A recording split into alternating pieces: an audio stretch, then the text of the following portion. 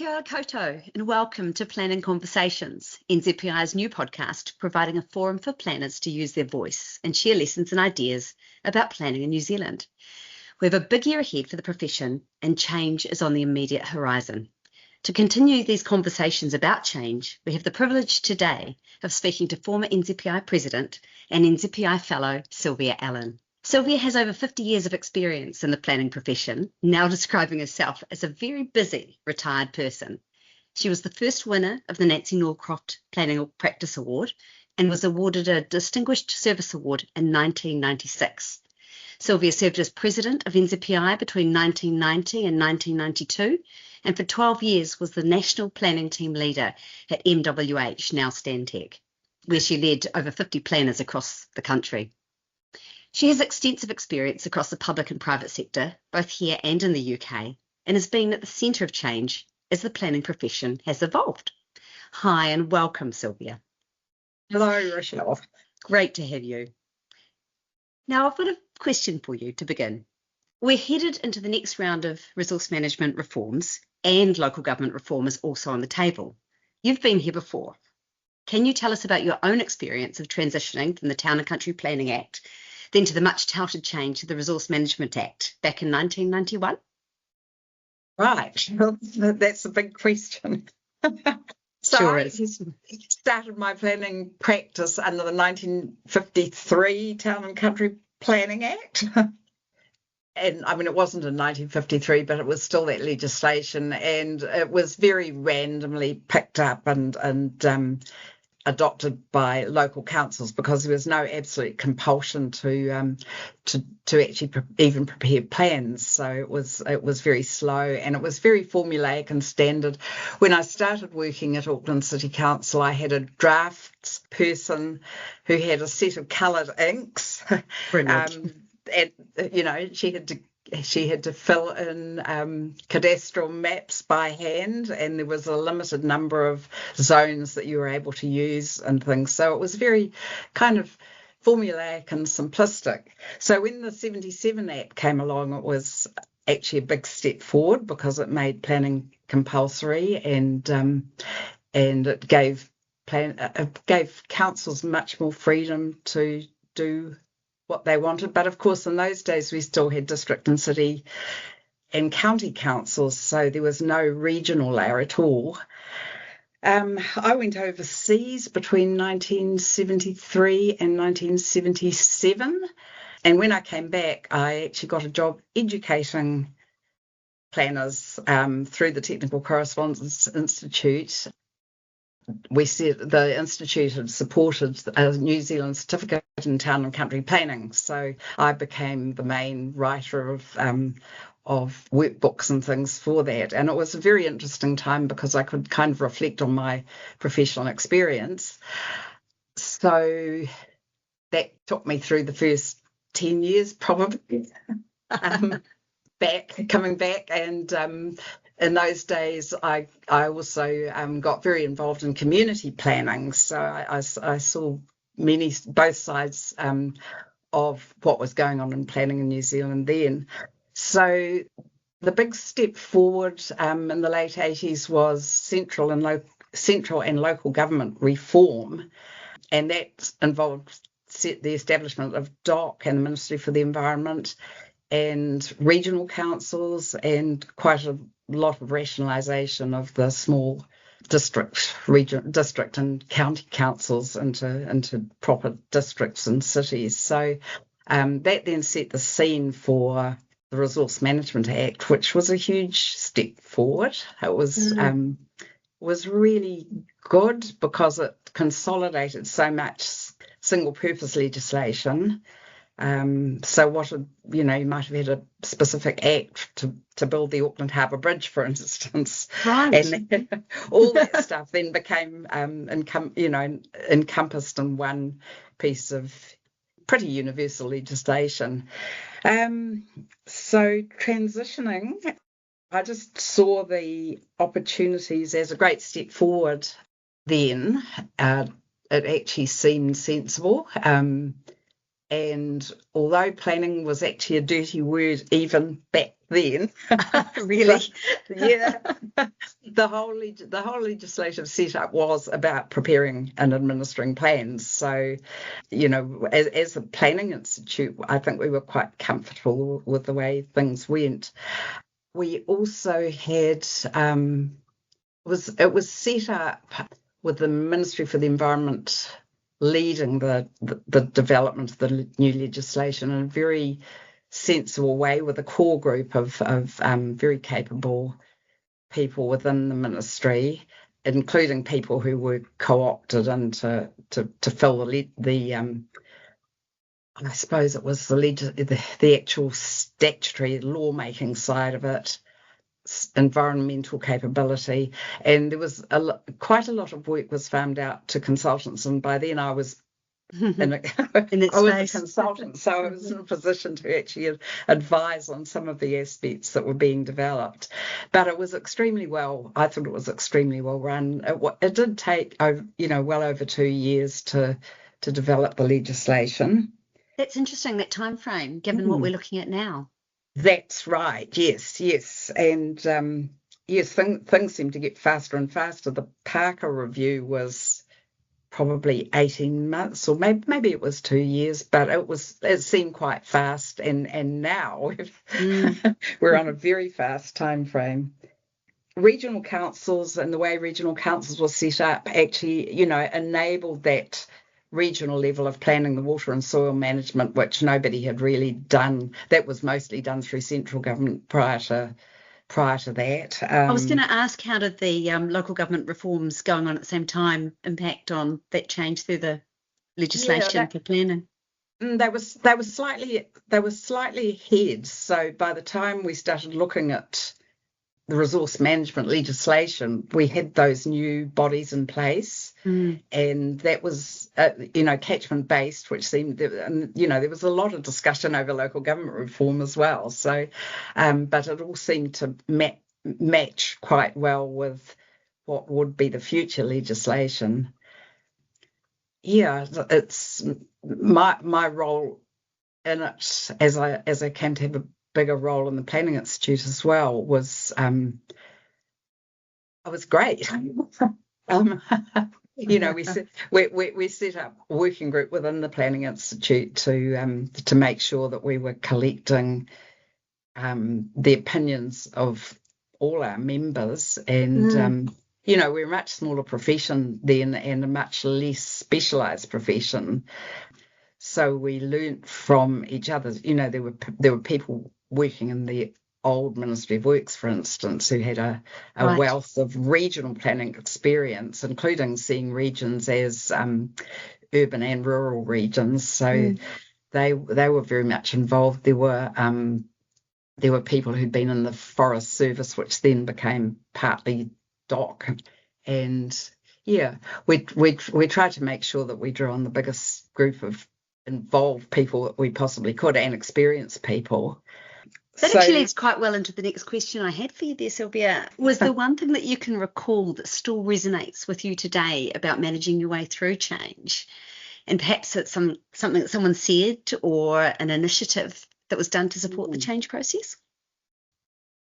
My experience by that time was very closely involved with the Institute's involvement, and just setting up a group of people who were willing to donate their time and their thoughts, and having a lot of workshops so that we could actually do a proper submission to the Select Committee, which covered all angles, was really good. So if anything resonates with me looking back, it's how people work together to get the best outcome, because we didn't know what the best outcome actually was going to be, so we had to think our way through it. And that kept going after the legislation came in. So bringing the legislation in was interesting, because we went through the Select Committee process, and I was listening to Geoffrey Palmer quite recently, who was saying that Select Committees have become so simplistic and so short term. people get 10 minutes. So I was up in front of the Select Committee on the Resource Management Act for 2.5 hours. Oh, brilliant. And Totally. even what we had to say even made its way into Hansard. So one of the outstanding things was that I was asked what it was going to do to the planning profession, and I said it will cause the need for a lot more planners. And that was then seen as a criticism, but I think the Planning Institute managed to we were very influential at that stage. One of the things, I don't know if you know this, Rochelle, but the legislation was under the direction, I guess, of Geoffrey Palmer, but it didn't quite get through the legislative procedure before there was a government change. Yes. And Simon Upton became the new Minister for the Environment, and of course, is now the Parliamentary Commissioner. That's right, yes. So he had obviously been the opposition spokesperson for the environment, but he was very environmentally minded.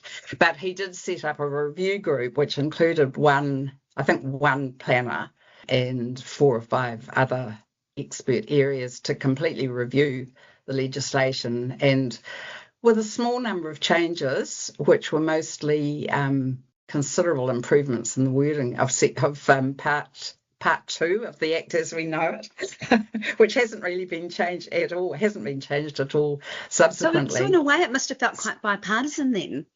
It actually was quite bipartisan, and it was well founded on a lot of investigation reports and things undermining it, which Simon Upton had kept an eye on all the way through.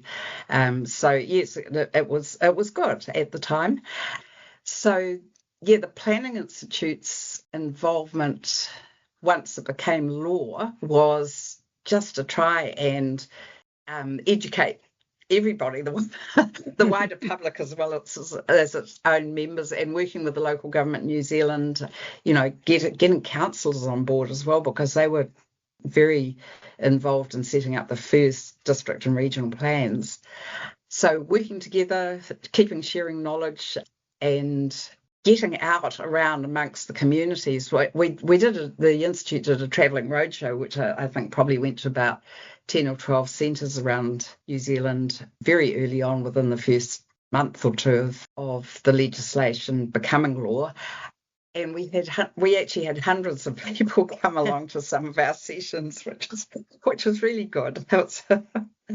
So yeah, keeping the information moving around and sharing experiences and sharing ideas, I think is what resonates to me mostly from the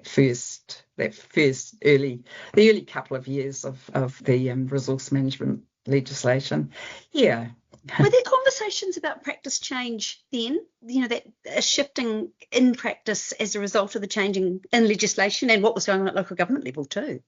Yes, hugely, because we actually had to for the first time, sometimes we had to write objectives and policies and explanations of all those. So it was a lot of examination of local opinions and local ideas, and what people valued about their local environment, and then actually turning that into things like rules was a real challenge for people. We hadn't done it before. We didn't particularly have even any examples overseas of trying to do something that was so universal. Wow. So yeah.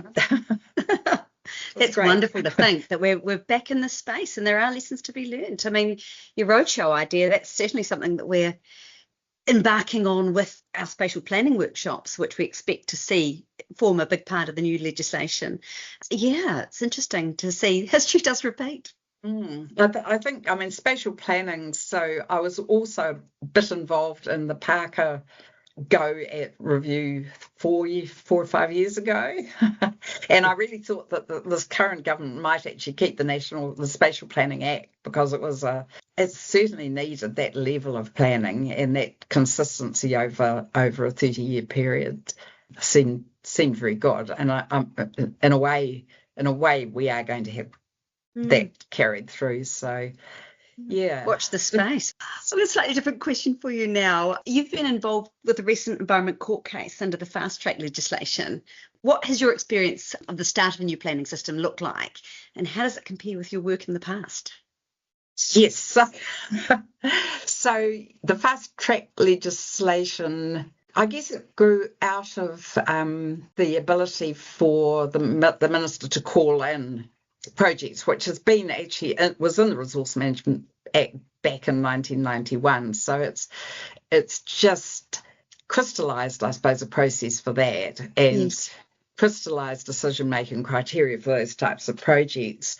It was quite novel when it was brought in. Just to clarify, the Environment Court isn't involved in these. The Environment Court is completely missed out, but the EPA sets up panels to deal with each project as they come forward. My experience, and I haven't acted for an applicant, but that must be quite hard for planners because I'm sure they're being pushed along at a faster rate than probably is desirable. I think that's what worries me about the Fast Track Act, that it is very fast for very large projects. I think there's also an expectation from proponents of projects that if they're on the list, they're going to get through. And I think that means that maybe they cut a few corners as well.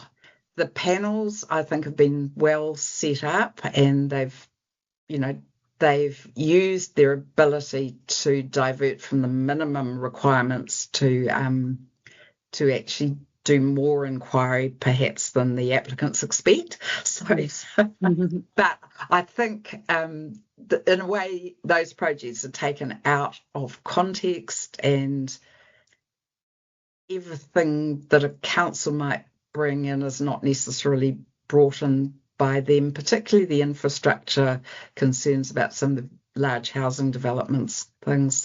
Yes. They're not as universal perhaps as they need to be. Anyway, it'll be interesting to see whether the Fast Track Act is kind of like a one-off side show, or whether it continues into future legislation, which I actually think should be more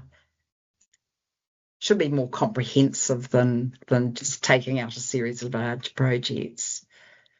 Interesting. So, yeah, they're interesting thoughts.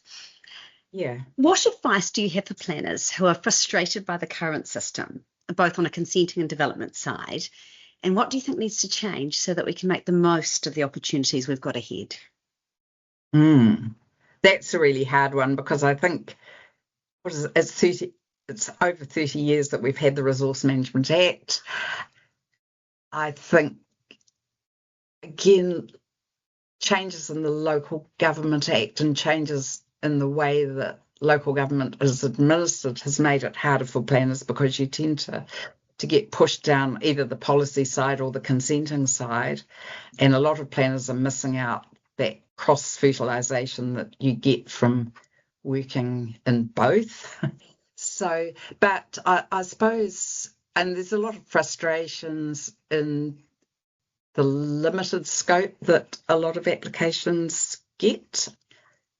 I suppose my advice is really just to stick with it, because there's huge opportunities to help create a new system and to smooth out the wrinkles, and to help communities, because I think community inputs into the new plans are going to be absolutely fundamental, because once you've got a plan made, there's going to be less discretion to administer it than there has perhaps been in the past.